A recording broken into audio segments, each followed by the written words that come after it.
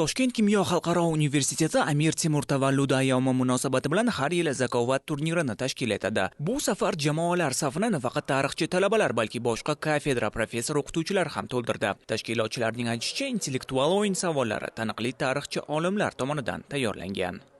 Qandaydir bir konferensiya shaklida yoki bir ilmiy seminar shaklida bu tadbirni o'tkazish emas, balki bir jonli bir bahs munozaralarga boy, ham ilm olish, ham o'sha yerdan bir tajriba almashishga yo'naltirildi.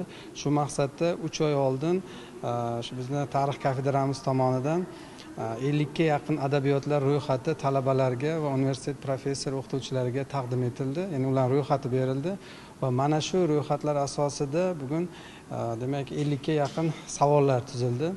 Hozir jami 24 ta jamoa shakllandi. Shundan 16 tasi talabalardan shakllandi. 8 ta guruh bu professor o'qituvchilar va universitet xodimlari asosida shakllandi.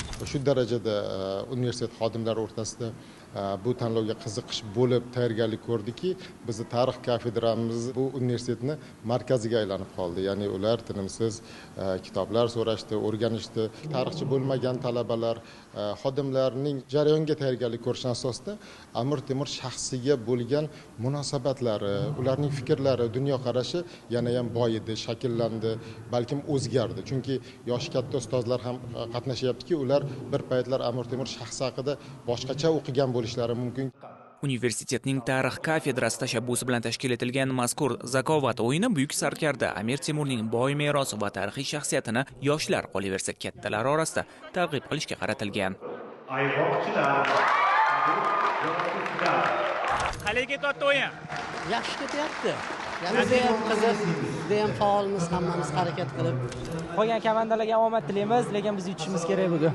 O'yin zo'r ketyapti. Hozir savollar mantiqiy tuzilgan. Hayajon bosyapti-da, ikkita javob biriga qotib qolyapmiz.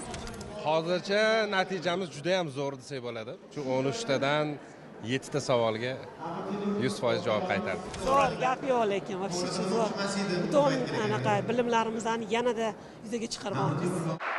Bahslar yakunida eng yuqori ball to'plagan 6 ta jamoa umumiy qiymati 10,5 million so'mlik adabiyotlar bilan taqdirlandilar. O'zbekistonda xizmat ko'rsatgan san'atkorlar va Ichki ishlar vazirligi orkestr guruhi tadbirga alohida shukuh bag'ishladi. Ular tomonidan ijro etilgan qo'shiq va ijodiy chiqishlar zaldagi muhitni yanada jonlantirdi.